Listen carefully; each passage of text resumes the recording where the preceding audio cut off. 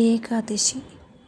ഗുരുവായൂർ ഏകാദശി ദിനത്തിൽ അല്ലെങ്കിൽ കൃഷ്ണൻ്റെ അനുഗ്രഹത്തിനായിട്ട് ദശലക്ഷക്കണക്കിന് ഭക്തരാണ് ഗുരുവായൂർ ക്ഷേത്രത്തിൽ എത്തുന്നത്. ഇന്നും അത്രയേറെ പ്രധാനപ്പെട്ട ദിവസമാണ് ഗുരുവായൂർ ഏകാദശി ദിനം. ഈ ഏകാദശി ദിനത്തിലും എല്ലാവരും ഗുരുവായൂരെത്തുന്നു, കൃഷ്ണനെ കാണുന്നു. ഈ ദിനത്തിൽ ക്ഷേത്രത്തിൽ വരാതെയും വ്രതം എടുക്കാവുന്നതാണ്. വ്രതമെടുത്ത് വീട്ടിലിരുന്നും ഭഗവാനെ ഭജിച്ചാൽ ഏതു വിധത്തിലുള്ള ഐശ്വര്യവും ഭഗവാന്റെ അനുഗ്രഹവും നിങ്ങൾക്ക് ലഭിക്കും എന്നതാണ് വിശ്വാസം. ഭഗവാന്റെ ഐശ്വര്യവും ഭാഗ്യവും അനുഗ്രഹവും എല്ലാം ചെയ്യുന്ന ദിനമാണ് ഗുരുവായൂർ ഏകാദശി. വളരെയധികം പ്രാധാന്യത്തോടെ ഓരോ ഭക്തരും ഈ ദിനം വ്രതമെടുത്തും ഭഗവാന്റെ പുണ്യനാമങ്ങൾ ഉരുവിട്ടും മുന്നോട്ട് പോകുന്നു. ഭഗവാനെ പ്രാർത്ഥിക്കുമ്പോൾ ഭഗവാൻ കൂടിയുണ്ട് ഏത് തടസ്സത്തിലും എന്നത് തന്നെയാണ് നാം ആദ്യം ആലോചിക്കേണ്ടത്. ഈശ്വരൻ തന്നോട് കൂടിയുണ്ടെന്ന ദ്വാദശ മന്ത്രമാണ് ഈ ദിനത്തിൽ ആദ്യം ജപിക്കേണ്ടത്. 12 അക്ഷരങ്ങളുള്ള ഈ മന്ത്രം വളരെയധികം പ്രത്യേകതകൾ നിറഞ്ഞതാണ്. ഇതിലെ ഓരോ അക്ഷരങ്ങളും ഭഗവാന്റെ പേരിനെയാണ് സൂചിപ്പിക്കുന്നത്. അപ്പോൾ എന്താണ് ഈ ദ്വാദശി മന്ത്രം? ഓം നമോ ഭഗവതേ വാസുദേവായ നമഃ എന്നതാണ് ദ്വാദശി മന്ത്രം. ഇതിലെ ഓരോ അക്ഷരങ്ങളും ഭഗവാന്റെ പേരിനെയാണ് സൂചിപ്പിക്കുന്നത്.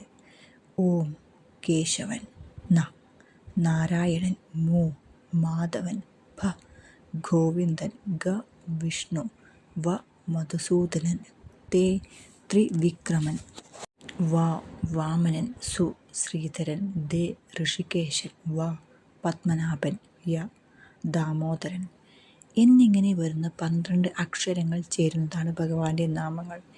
ഇത് ജപിക്കുന്നത് നിങ്ങളുടെ ജീവിതത്തിൽ ഐശ്വര്യവും സന്തോഷവും നിറയ്ക്കുന്നു. നമുക്ക് ഗുരുവായൂരപ്പൻ്റെ മൂലമന്ത്രങ്ങളെക്കുറിച്ച് പറയാം. ഭഗവാന്റെ മൂലമന്ത്രങ്ങൾ ഏകാദശി നാളിൽ ജപിക്കുന്നത് നിങ്ങൾക്ക് ഏകാദശി പുണ്യം ലഭിക്കുന്നതിന് അനുഗ്രഹിക്കുന്നു. മുകളിൽ പറഞ്ഞ ദ്വാദശി മന്ത്രം 12 തവണ ജപിക്കുന്നത് നിങ്ങളുടെ ദോഷങ്ങളെയും ഗ്രഹദോഷങ്ങളെയും അകറ്റുകയും ജീവിതത്തിൽ സന്തോഷവും ഐശ്വര്യവും നിറയ്ക്കുകയും ചെയ്യുന്നു. ഭഗവാന്റെ മൂല്യമന്ത്രങ്ങളായ ഓം നമോ നാരായണായ എന്ന മന്ത്രവും ഓം നമോ ഭഗവനെ വാസുദേവായ എന്ന മന്ത്രവും ഈശ്വരൻ തന്നോട് കൂടെയുണ്ട് എന്ന് ഇതിൻ്റെ അർത്ഥം. ഇത് ദിനവും 108 തവണ ജപിക്കുന്നതിന് ശ്രദ്ധിക്കുക. പ്രത്യേകിച്ച് ഗുരുവായൂർ ഏകാദശി ദിനത്തിൽ മൂലമന്ത്രങ്ങൾ 108 തവണ ജപിക്കുന്നത് ദുരിതശാന്തി നൽകും. ഇനി കൃഷ്ണ ഗായത്രി മന്ത്രം. ഓം ദേവകീ നന്ദനയേ വിദ്മഹേ വാസുദേവയേ ധീമഹി തന്നോ കൃഷ്ണ പ്രചോദയാത്. കൃഷ്ണ ഗായത്രി മന്ത്രം ജപിക്കൂ. ഇത് ജപിക്കുന്നതിലൂടെ ഭഗവാൻ കൃഷ്ണൻ നിങ്ങളുടെ മനസ്സിൽ നിന്നും ജീവിതത്തിൽ നിന്നും എല്ലാ സങ്കടങ്ങളും ദുരിതങ്ങളും ഇല്ലാതാക്കുകയും ജീവിതത്തിൽ അനുഗ്രഹം നൽകുകയും സന്തോഷം നൽകുകയും ചെയ്യുന്നു. കൂടാതെ അഞ്ചത അകറ്റി ജ്ഞാനം നൽകണം എന്ന് അപേക്ഷിക്കുകയും ചെയ്യുന്നു എന്നതാണ് ഈ മന്ത്രത്തിൻ്റെ അർത്ഥം. ജീവിതത്തിൽ സന്തോഷം നിറക്കുന്ന മന്ത്രമാണ് കൃഷ്ണ ഗായത്രി മന്ത്രം. ഇനി കൃഷ്ണ ഗായത്രി. ഓം ദാമോദരായ വിദ്മഹേ രുക്മിണീ വല്ലഭായി ധീമഹി തന്നോ കൃഷ്ണ പ്രചോദയാത് എന്ന മന്ത്രവും ഭഗവാൻ നിങ്ങളുടെ മേൽ അനുഗ്രഹം ചൊരിയിക്കുന്നു എന്നാണ് സൂചിപ്പിക്കുന്നത്. ജീവിതത്തിൽ സന്തോഷവും ഐശ്വര്യവും നിറക്കുന്നതൊപ്പം മനസ്സിൽ നിറഞ്ഞ് എല്ലാ കളങ്കത്തെയും മാറ്റി നിർത്തുന്നതിനെ അനുഗ്രഹിക്കണം എന്നുമാണ് ഈ മന്ത്രത്തിൻ്റെ അർത്ഥം. ഇനി ജീവിത വിജയത്തിനായുള്ള കൃഷ്ണമന്ത്രം. ഓം ശ്രീകൃഷ്ണ ശരണം നമഃ. ഈ മന്ത്രം ജപിക്കുന്നത് ഭഗവാന്റെ അനുഗ്രഹം നിങ്ങൾക്ക് ലഭിക്കാൻ ഇടയാക്കുന്നു. നിങ്ങളുടെ കൂടെ എപ്പോഴും ഏത് പ്രതിസന്ധി ഘട്ടത്തിലും ഭഗവാൻ ഉണ്ടാകും എന്നാണ് ഈ മന്ത്രത്തിലൂടെ അർത്ഥമാക്കുന്നത്. സ്വയം സമർപ്പിച്ച് ഭഗവാന് വേണ്ടി കാര്യങ്ങൾ ചെയ്യുന്നതിനും ഭക്തിയിൽ സ്വയം മറക്കുന്നു എന്നുമാണ് ഈ മന്ത്രം കൊണ്ട് ഉദ്ദേശിക്കുന്നത്. ജീവിതത്തിൽ നിന്ന് എല്ലാ സങ്കടങ്ങളും ഇല്ലാതാക്കി സമാധാനം നൽകുകയും ചെയ്യുന്നു. ഇനി ഹരേ കൃഷ്ണ മഹാമന്ത്രം. ഹരേ കൃഷ്ണ കൃഷ്ണ കൃഷ്ണ ഹരേ ഹരേ ഹരേ രാമ രാമ രാമ ഹരേ ഹരേ. 12 വാക്കുകളുള്ള വൈഷ്ണവ മന്ത്രം ആണിത്. ഈ മന്ത്രത്തിൻ്റെ അർത്ഥം ഭഗവാൻ നിങ്ങളെ ആത്മീയ തലത്തിലേക്ക് ഉയർത്തുന്നു എന്നതാണ്.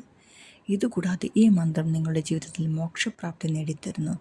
നിങ്ങളും ഭഗവാനും തമ്മിലുള്ള അന്തരം കുറക്കുകയും ജീവിതം ഐശ്വര്യപൂർണ്ണമാവുകയും ചെയ്യുന്നു എന്നതാണ് ഇതുകൊണ്ട് അർത്ഥമാക്കുന്നത്. അടുത്തതായി ക്ലീം മന്ത്രം. ഓം ക്ലീം കൃഷ്ണായ നമഃ ഈ മന്ത്രം വളരെ വിശ്വാസത്തോടെ കുറച്ച് നിയമങ്ങളോടെ ജപിക്കുമ്പോൾ നിങ്ങളുടെ ജീവിതത്തിലെ എല്ലാ പ്രശ്നങ്ങളും പരിഹരിക്കുമെന്ന് പറയപ്പെടുന്നു. ഇതിലൂടെ ജീവിതത്തിലെ കഷ്ടതകളും പ്രതിസന്ധികളും ദുർഘടങ്ങളും നീങ്ങുകയും ജീവിതം ഐശ്വര്യത്തിൻ്റെയും സന്തോഷത്തിൻ്റെയും ആക്കി മാറ്റുകയും ചെയ്യുന്നു. നമ്മളിപ്പോൾ മന്ത്രങ്ങളെക്കുറിച്ച് പറഞ്ഞു. ഇനി മന്ത്രങ്ങൾ ജപിക്കാനുള്ള ശരിയായ സമയം ഏതാണ്? അതിന് അനുയോജ്യമായ സമയം പുലർച്ചെ 4 മണി മുതൽ 6 വരെയാണ്. ഈ സമയത്തെയാണ് ബ്രാഹ്മ മുഹൂർത്തം എന്ന് പറയുന്നത്. മന്ത്രങ്ങൾ ജപിക്കുന്നതിന് വേണ്ടി കൃഷ്ണ ഭഗവാന്റെ ചിത്രത്തിന് മുന്നിൽ പൂർണ്ണമായും ധ്യാനത്തിലിരുന്ന് തുളസിമാല എടുത്ത് 108 തവണ മൂലമന്ത്രം ജപിക്കേണ്ടതാണ്.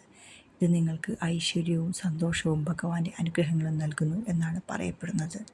കഴിയുമെങ്കിൽ എല്ലാവരും ഈ മന്ത്രങ്ങളിൽ ഏതെങ്കിലും ഒന്ന് ജപിക്കാൻ വേണ്ടി ശ്രമിക്കൂ.